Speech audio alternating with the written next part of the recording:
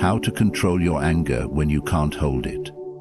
In life, anger is a powerful force that can either build us or break us.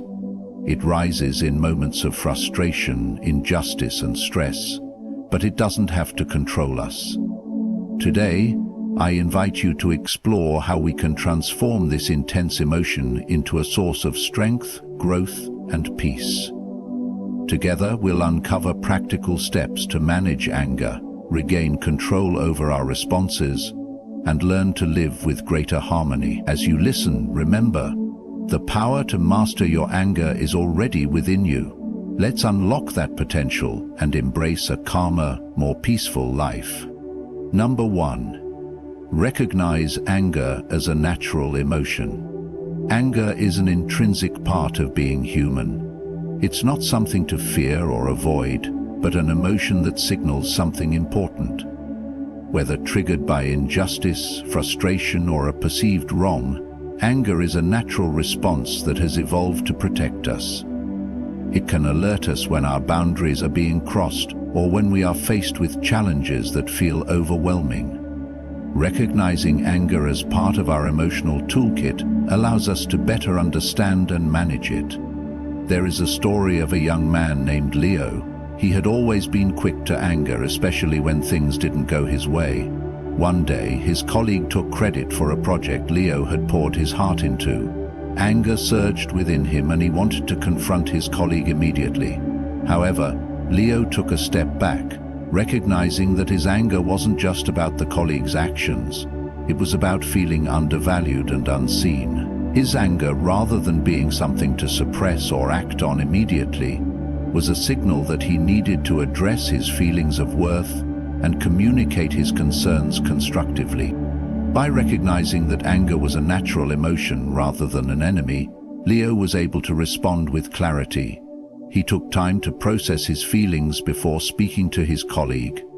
He understood that while anger was valid, how he chose to respond would define the outcome. This reflection helped him handle the situation without regret and opened up a conversation that improved his work relationship. Just like Leo, we can use anger as an opportunity to understand deeper feelings within ourselves. When we acknowledge that anger is part of our emotional landscape, we stop fighting against it. Instead, we allow it to be a messenger, guiding us toward better communication, understanding, and growth. Number 2. Pause and breathe. In moments when anger surges, the first and most powerful tool we have is the ability to pause and breathe. When we feel that rush of heat rising within us, the natural instinct may be to react immediately. However, this instinct often leads to words and actions we later regret. Instead of letting anger dictate our response, taking a moment to pause allows us to regain control and clarity. By simply stopping and breathing, we interrupt the immediate emotional reaction and create space between the stimulus and our response. Deep breathing helps activate the body's relaxation response, slowing the heart rate and calming the nervous system. This pause is like a reset button, offering us a moment of mental stillness to consider our next step. This practice works because it shifts our focus away from the source of anger. When we breathe deeply, we shift our attention to the present moment and the physical sensation of breathing. This redirecting of focus prevents us from getting lost in a cycle of negative thoughts and judgments, which often fuel our anger further. By pausing, we allow our rational minds to catch up with our emotions. Anger can cloud our judgment, making us act on impulse. But in that brief moment of stillness, we are able to step back and evaluate the situation with more perspective. What triggered the anger? Is the situation truly as dire as it feels? Is a reaction necessary, or is there another way to handle it? Taking a pause and focusing on your breath might only take a few seconds, but in those seconds, you regain the power to decide how to respond, rather than reacting blindly to the emotion. Number 3. Detach from the emotion. When anger arises, it can feel as though we become one with the emotion, Our thoughts are consumed by it, and our reactions are driven by its intensity. However, the key to managing anger lies in detaching from the emotion itself. By recognizing that we are experiencing anger rather than becoming the anger, we create a critical space between our emotional state and our actions. Detaching from anger doesn't mean suppressing or ignoring it. It simply means observing the emotion without becoming entangled in it. When we detach, we allow ourselves to acknowledge the feeling without letting it define who we are in that moment. This shift in mindset helps us avoid impulsive reactions, which are often driven by the intensity of the emotion. To detach, start by identifying the feeling as anger rather than viewing it as a part of your identity. "I am angry" often leads to the belief that anger defines us, but recognizing it as an emotion you're experiencing instead of something that controls you creates distance. You are not anger, you are simply feeling angry in response to a specific situation. Detachment allows us to step back and evaluate the situation from a more objective standpoint. Instead of getting lost in a cycle of negative emotions or thoughts, we can ask ourselves questions like, why am I angry? What triggered this response? Is this something I can control? By approaching anger with curiosity rather than identification, we give ourselves the opportunity to process the emotion without allowing it to take over our behavior. In detaching from the emotion, we regain the power to choose how we respond, rather than reacting instinctively to the surge of anger. This clarity enables us to make wiser, more thoughtful decisions, rather than acting out of uncontrolled emotion. Number 4, shift your perspective. Anger often arises when we perceive a situation as an injustice or personal attack, which clouds our ability to respond rationally. However, shifting our perspective can transform the way we view the event and, in turn, help us manage our anger. By looking at the situation from a different angle, we can reduce the intensity of the emotion and open the door to understanding. When we are angry, we tend to see the situation through a narrow lens, focused on how we were wronged, how we were hurt, or how things didn't go as we expected. This one-sided view can escalate the anger, making it feel all-consuming. To shift our perspective, we need to step back and ask ourselves if we are seeing the whole picture. One way to do this is to consider the motivations of others involved. Often, people's actions are not a direct attack on us, but are influenced by their own experiences, stresses, or insecurities. By recognizing that others may be acting out of their own frustrations, we can soften the personal interpretation of their actions. This realization allows us to see the situation less as an affront and more as a part of the complex web of human interactions. Another shift in perspective involves recognizing that we cannot control everything around us. Life is full of uncertainties, and events often unfold in ways we don't expect. By accepting that some things are outside of our control, we free ourselves from the need to react negatively when things don't go our way. Changing our perspective helps us step outside the emotional reaction and view the situation with more understanding and objectivity. This shift not only lessens the power of anger, but also opens the path to a more thoughtful, composed response. Number 5, focus on what you can control. When anger arises, it often feels as if everything around us is working against us. People, circumstances, and even our own thoughts. This perception can amplify our frustration as we focus on external factors that seem beyond our control. However, the key to managing anger is shifting our focus to what we can control, our own reactions and thoughts. We cannot control other people's actions, their words, or their behavior. We cannot control the situations that trigger our anger, nor can we always change the course of events. However, we can control how we respond. This realization is liberating, as it places the power back in our hands. Instead of reacting to external circumstances, we choose how to engage with them. When you focus on what you can control, you stop giving away your power to others. Rather than getting caught up in the emotions and reactions of those around you, you focus on your own emotional state and what steps you can take to manage it. For instance, in an argument, you may not be able to control what the other person says, but you can control how you respond.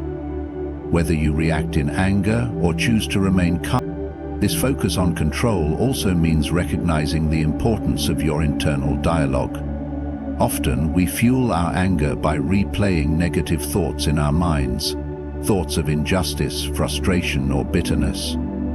By choosing to redirect our thoughts toward more constructive solutions or calming affirmations, we can alter the way we experience anger. By focusing on our own actions, rather than trying to control the uncontrollable, we gain both power and peace. It allows us to respond to anger not with frustration, but with a sense of intentionality and calm. Number 6. Acknowledge the source of your anger. Understanding the root cause of your anger is essential to managing it effectively. Often, our immediate reaction is to focus on the surface-level event, what someone said or did. However, the true source of our anger may be deeper than that, linked to underlying emotions, past experiences, or unmet needs. When we acknowledge the source of our anger, we take the first step toward understanding ourselves better. For example, if you become angry over a minor comment from someone, it might seem disproportionate at first, but upon reflection, you may realize that the anger is not really about the comment itself. Instead, it could stem from feelings of insecurity or frustration that have built up over time. In this case, the person's words simply triggered a larger, unresolved emotion within you. By recognizing the deeper source of your anger, you avoid the trap of misdirected frustration. You are no longer blaming others for how you feel. Instead, you are identifying the internal factors that contribute to your emotional state. This process helps to diffuse the immediate anger, as you no longer view the situation as a personal attack. Instead, you can focus on addressing the root cause of the emotion.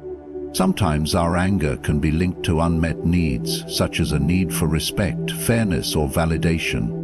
When these needs go unmet, we may feel disrespected or overlooked, which can manifest as anger. By recognizing this, you can take proactive steps to address these needs in healthier ways, rather than letting them build up and explode in an emotional outburst.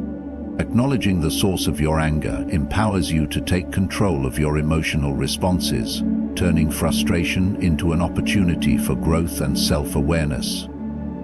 Understanding why you are angry is key to managing the emotion and responding in a thoughtful, constructive manner. Number 7. Practice empathy. Empathy plays a critical role in controlling anger because it helps shift our focus away from our own emotional reaction and towards understanding the perspective of others. When we are angry, we often feel justified in our emotions, as if our anger is the rightful response to an offense or wrong. However, anger can cloud our judgment and prevent us from seeing the bigger picture. Practicing empathy, putting ourselves in the shoes of the other person, can dramatically shift how we view the situation and, consequently, how we respond. Empathy allows us to consider why someone might have acted in a certain way. It asks us to question whether their actions were intentional, and if so, what might have driven them to act in that manner. People are often influenced by their own struggles, insecurities, and emotions, and their actions may be a reflection of those internal battles, not an intentional attack on us. By practicing empathy, we realize that their behavior might not be personal, but rather the result of their own circumstances. If a colleague snaps at you during a meeting, your immediate reaction might be to feel angry and defensive. But if you pause and consider that your colleague may be under a great deal of stress, dealing with personal issues, or struggling with a project, your perception of the situation may change. This shift in perspective helps diffuse the anger and opens the door to a more compassionate response. Number 8. Don't react immediately. One of the most effective strategies for managing anger is to resist the urge to react immediately. When anger rises, the impulse to respond quickly is often overwhelming, but acting in the heat of the moment can escalate the situation and lead to regret. The key is to pause and create space between the initial emotional surge and our reaction. Immediate reactions are often driven by intense emotions, and in these moments, our ability to think clearly is compromised. The instinct to retaliate, defend ourselves, or set things straight may seem necessary, but it's precisely this impulsive reaction that can cause harm. By reacting immediately, we risk saying things that we don't mean, hurting others, or making decisions that we later wish we could take back. When you feel anger building, take a moment to breathe and collect your thoughts. This pause gives you the time to assess the situation more calmly. It may be helpful to walk away temporarily if you can, or simply take a deep breath and count to 10.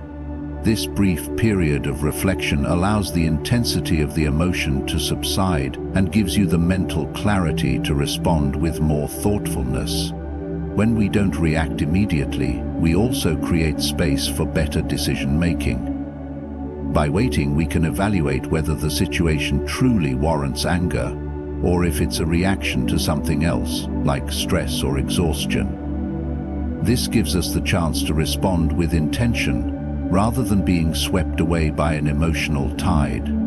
Taking the time to pause and not react immediately is a form of emotional discipline. It empowers us to choose a response that is measured, calm, and constructive, rather than letting our anger dictate our actions. Number 9. Channel your anger into productive action. Rather than allowing anger to consume you or lead to destructive behavior, one of the most effective ways to handle it is to channel that energy into something productive. Anger, when harnessed correctly, can be transformed into a powerful force for positive change. Instead of letting it dictate impulsive reactions or creating tension in relationships, we can redirect the energy from anger into meaningful action. When we are angry, we often experience a surge of energy both mentally and physically. This energy can be a useful resource if we direct it towards solving problems, improving situations, or addressing underlying issues.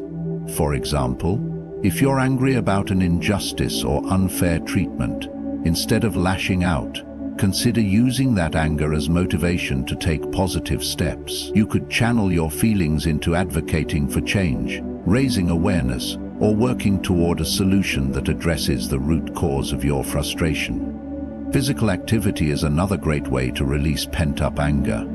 Exercise, such as going for a run, hitting a punching bag, or practicing yoga, allows the body to process the intense emotions and reduce their grip on you.